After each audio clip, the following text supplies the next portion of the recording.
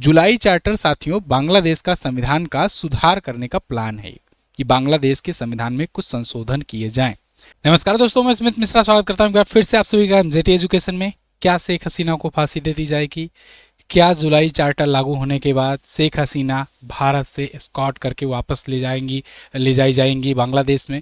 तो चलिए शुरुआत करते हैं। आप ये आर्टिकल देख पाओगे कि बांग्लादेश में अब आम चुनाव के दिन ही जनमत संग्रह कराए जाने की बात की जा रही है और इसके पीछे वजह है जुलाई चार्टर।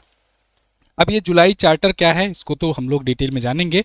पहले इंपॉर्टेंट बात यह है कि 17 नवंबर को अभी शेख हसीना को सजा देने के लिए वहाँ की कोर्ट जो है वो फैसला सुनाए जा रही है और ये फैसला शेख हसीना की मौत का फैसला हो सकता है।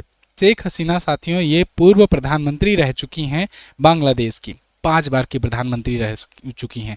थोड़ा सा और डिटेल में जाएंगे तो पीछे इनके आपको एक तस्वीर दिख रही है, ये शेख मुजीबुर रहमान की तस्वीर है। ये शेख मुजीबुर रहमान ये वही व्यक्ति हैं जिन्होंने बांग्लादेश को पूर्वी पाकिस्तान से बांग्लादेश बनने में मदद की थी, या कहें भारत के सहयोग से पाकिस्तान से आज़ाद हुए थे। शेख मुजीबुर रहमान ये पहले राष्ट्रपति बने थे।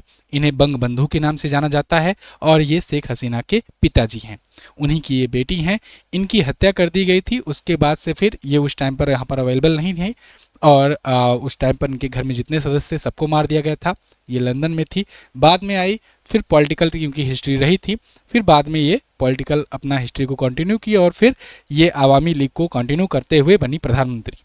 तब से अब तक ये 5 बार प्रधानमंत्री बन चुकी हैं। लेकिन 2024 में जून से ही छात्रों के द्वारा कुछ प्रोटेस्ट शुरू हो गए और वो प्रोटेस्ट बढ़ते बढ़ते इतना ज़्यादा बढ़ गया।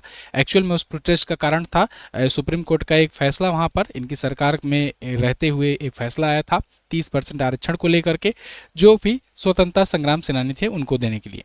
इस बात को लेकर के वहाँ के छात्र जो हैं, छात्र समूह वो सब भड़के और वो हिंसा भड़कते भड़कते इतनी बढ़ गई कि इनको 5 अगस्त 2024 को अपना देश छोड़कर भागना पड़ा। ये भाग करके आई भारत में और तब से भारत में ही ये रह रही हैं। बांग्लादेश ने बहुत बार प्रयास किया, भारत से भी बातचीत करी कि भारत से कहा कि लौटा दो इनको। शेख हसीना ने आने से मना कर दिया क्योंकि इनकी जान को खतरा था। मोहम्मद यूनुस जो हैं ये केयर टेकर प्रधानमंत्री बनाए गए और तब से ये केयर टेकर प्रधानमंत्री के रूप में कार्य कर रहे थे या कार्यवाहक सलाहकार के रूप में काम कर रहे थे। इनका ये कहना है कि हम यहाँ पर कार्यवाहक के रूप में नियुक्त किए गए हैं, आने वाले दिनों में हमारे नेतृत्व में यहाँ पर चुनाव कराया जाएगा, फिर कोई प्रधानमंत्री नियुक्त किया जाएगा। इस मसौदे पर ये आए थे, लेकिन आने के बाद भाई साहब भूल गए कि चुनाव भी इनको कराना है। 6 महीने बीते, 7 महीने बीते, 8 महीने बीते, 1 साल बीत गया। अब देखो अगस्त 2024 से अगस्त 2025 बीत गया, उसके बाद अब नवंबर आ रहा है। अब नवंबर में यहाँ पर एक फैसला आने वाला है 17 नवंबर को वहाँ की अदालत में, और वो फैसला आएगा शेख हसीना के खिलाफ। इन्होंने आवामी लीग पार्टी को भी बैन कर दिया है जो कि शेख हसीना की पार्टी थी। इन्होंने ये इसके पीछे तर्क दिया है कि ये पार्टी जो है ये दंगा करने की फिराक में है, बांग्लादेश पूरा हाई अलर्ट पर है और इस फैसले के बाद दंगा हो सकता है। इसको देखते हुए इन्होंने बैन लगा दिया है बांग्लादेश की इस पार्टी पर। दूसरी चीज, इन्होंने शेख हसीना पर, इनके ही नेतृत्व कह लो, क्योंकि वहाँ पर बांग्लादेश में ऐसा होता आया है, जब शेख हसीना भी प्रधानमंत्री थी तो ऐसा नहीं है कि ये भी बहुत दूध की धुली थी, ये प्रधानमंत्री थी तो फिर इन्होंने अपने जो अपोजिशन में जो पार्टी हैं उनको जेल में डाल रखा था।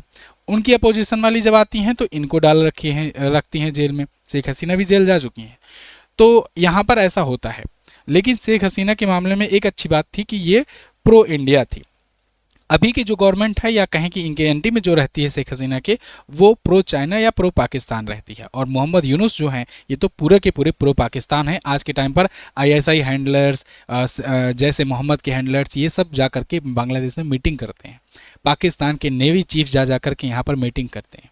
तो ये स्थिति है आज के टाइम पर बांग्लादेश में।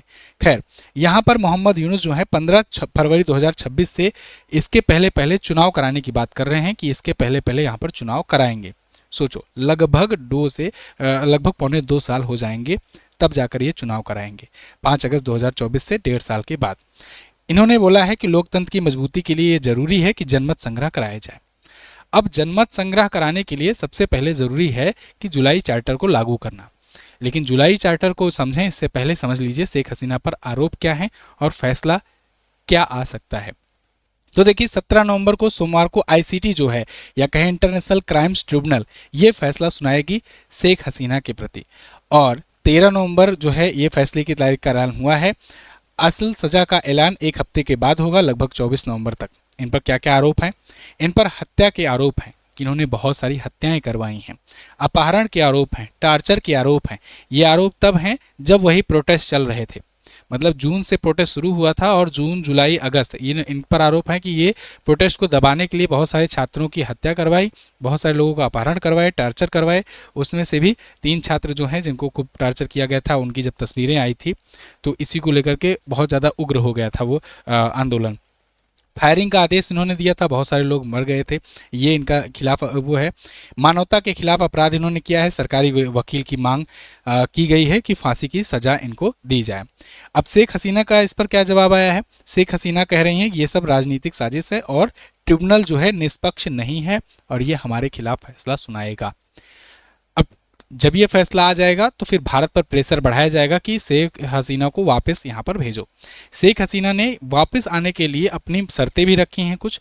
3 शर्तें प्रमुख हैं इनकी। इनका ये कहना है कि हमारी जो आवामी लीग पार्टी है जिस पर बैन लगाया गया है उसको हटाया जाए और एक निष्पक्ष सुनवाई की जाए। इनके खिलाफ जो भी आरोप लगाए गए हैं उनके लिए निष्पक्ष जांच हो, निष्पक्ष सुनवाई की जाए।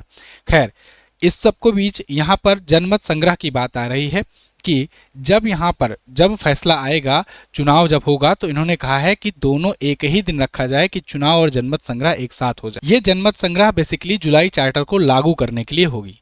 जुलाई चार्टर में क्या है और जनमत संग्रह क्या होता है, इसको समझते हैं। जनमत संग्रह ये कि जब भी कोई ऐसा बड़ा मुद्दा होता है जिसमें पब्लिक की राय लेना जरूरी होता है, डायरेक्ट पब्लिक का ओपिनियन ले लिया जाए। देखो, कभी कभी कानून लाया जाता है जब, तो उसमें क्या होता है, जो जनता के प्रतिनिधि होते हैं वो जनता का प्रतिनिधि बन करके अपनी बात रखते हैं वहाँ पर कि हमारी जनता जो है ये चाहती है, इसके लिए ये बिल लाया जाए, ये बिल लाने के बाद ये कानून में संशोधन हो। तो वो तो होता है कि जनता का प्रतिनिधित्व चुन रहा है। कभी कभी डायरेक्ट जनता से सेंटिमेंट लेने की ज़रूरत होती है। तो जब जनता से डायरेक्ट कोई सेंटिमेंट, कोई उनका राय लेने की ज़रूरत पड़ती है, तब उसे कहते हैं जनमत संग्रह। जनमत संग्रह भारत में भी कई बार हो चुके हैं और बांग्लादेश में भी हो चुके हैं और भी तमाम दुनिया के देशों में होते रहते हैं। जैसे ब्रिटेन में जो ब्रेग्जिट हुआ था ना, मतलब ब्रिटेन एग्जिट हुआ था यूरोपियन यूनियन से, वो भी जनमत संग्रह से हुआ था। भारत जब सिक्किम को शामिल किया था वो भी जनमत संग्रह से हुआ था। भारत में इसके अलावा जूनागढ़ जो था, इसको जब शामिल किया गया था तो वहाँ पर भी जनमत संग्रह हुआ था। ऐसे कई मामले यहाँ पर होता है जब डायरेक्ट जनता से पूछा जाता है कि आप इसके पक्ष में हैं या फिर विरोध में। ठीक है, 1956 में आंध्र प्रदेश और मद्रास के बीच भाषाई सीमा निर्धारित करने के लिए भी जनमत संग्रह हुआ था। इसके अलावा सिक्किम, मैंने आपको बताया, जूनागढ़ रियासत को भारत में विलय के लिए ये जनमत संग्रह हुए थे। तो ऐसे जनमत संग्रह जो है लोकतांत्रिक व्यवस्था का हिस्सा होते हैं। ये भी लोकतंत्र का हिस्सा माना जाता है क्योंकि इसमें भी लोक का तंत्र होता है, जनता का डायरेक्ट राय लिया जाता है। अब यहाँ बांग्लादेश में बात की जा रही है कि ये जो जनमत संग्रह है ये जुलाई चार्टर को लागू करने के लिए हो। जुलाई चार्टर चुनाव वाले दिन ही करने के लिए, लागू करने के लिए जनमत संग्रह कराने की बात कर रहे हैं मोहम्मद यूनुस। अब जुलाई चार्टर क्या है इसको समझो। जुलाई चार्टर साथियों बांग्लादेश का संविधान का सुधार करने का प्लान है कि बांग्लादेश के संविधान में कुछ संशोधन किए जाएं। क्या संशोधन हो, तो देखिए इसके लिए ड्राफ्ट तैयार किया गया है और वो ड्राफ्ट 17 अक्टूबर को 24+ पार्टियों ने साइन भी कर दिया है कि इस ड्राफ्ट से वो सहमत है। अब वो कौन कौन सी पार्टियां हैं आप समझ सकते हो, जो प्रो यूनुस पार्टियां होंगी, जो उनके समर्थन में होंगी, वही सब साइन की हुई हैं। इसके लीडर मोहम्मद यूनुस बनाए गए हैं। इसमें 4 मुख्य पॉइंट हैं कि निष्पक्ष चुनाव हो, सेना और न्यायपालिका की भूमिका सीमित कर दी जाए, लिमिटेड कर दी जाए, यानी कि यहाँ पर न्यायपालिका की भी भूमिका लिमिटेड करने की बात की जा रही है। भ्रष्टाचार, मानवाधिकार पर नई नीतियाँ बनाई जाए, हसीना पर बैन जारी रहे या हटे, इसको लेकर के भी यहाँ पर जनमत संग्रह होगा। इसके अलावा चुनाव के दिन जब जनमत संग्रह 15 फरवरी 2026 से पहले लागू होगा तो इसका उद्देश्य ये है कि शेख हसीना के शासन के बाद नया लोकतंत्र बनाया जाए। बहुत सारे लोग ये भी कह रहे थे जब शेख हसीना गई तो वो लोग ये कह रहे थे कि अब बांग्लादेश का नया उदय हुआ है, सही उदय हुआ है। लेकिन असल में बांग्लादेश और बेड़ा गर्क होता चला गया क्योंकि उसके बाद उसके बहुत सारे देशों से रिलेशन खराब हुए, जैसे इंडिया जैसे देश से बिल्कुल रिलेशन खराब हो गए, उसकी इकोनॉमी डूबती चली गई बहुत तेज़ी से। तो खैर अब जुलाई चार्टर लागू हो जाएगा और शेख हसीना पर ये अगर आरोप सिद्ध हो जाते हैं तो इनको फांसी की सज़ा सुनाई जा सकती है और ऐसे में भारत की मजबूरी पड़ जाएगी कि शेख हसीना को बांग्लादेश वापस भेजा जाए। शेख हसीना तब से अभी तक शरण में है।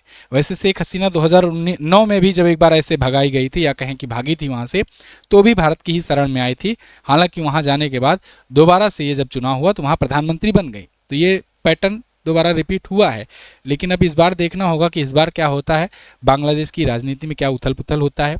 भारत का पड़ोसी देश है, निश्चित तौर पर ये हमेशा से चिंता का विषय रहा है। देखो कई बार तो ये लगता है यार कि 1971 में थोड़ा सा प्रयास करके मिला ही लेना था, एक राज्य के रूप में इसे बना देना था, झंझट ही खत्म होती। खैर अभी के टाइम पर इनका पासपोर्ट रद्द हो चुका है, 225 से ज़्यादा मुकदमे इन पर चल रहे हैं, गिरफ्तारी वारंट जारी है 12 फरवरी 2025 तक पेश, ये इनको कहने के लिए अदालत ने कहा लेकिन ये नहीं आई। अब डिपोर्टेशन की मांग भी किया गया, भारत ने वीज़ा बढ़ा दिया। तो ये थे शेख हसीना से जुड़े अब तक के जरूरी अपडेट। अब आगे जो भी आएगा वो मैं आपको बताऊंगा सीधे और सटीक भाषा में, सबसे कम समय में, सबसे ऑथेंटिक सोर्स के साथ और टू द पॉइंट बात करूंगा। ठीक है, आपको अगर वीडियो पसंद आती है तो चैनल को सब्सक्राइब करके रखिए, और अगर आप एमजेटी एजुकेशन को सपोर्ट करना चाहते हैं तो यहाँ पर जो आपको QR कोड दिया गया है, माध्यम दिया गया है, इसके माध्यम से एमजेटी एजुकेशन को आप सपोर्ट कर सकते हैं। जुड़े रहिए इस चैनल से, मिलते हैं अगली वीडियो में, तब तक के लिए नमस्कार, जय हिंद, वंदे मातरम।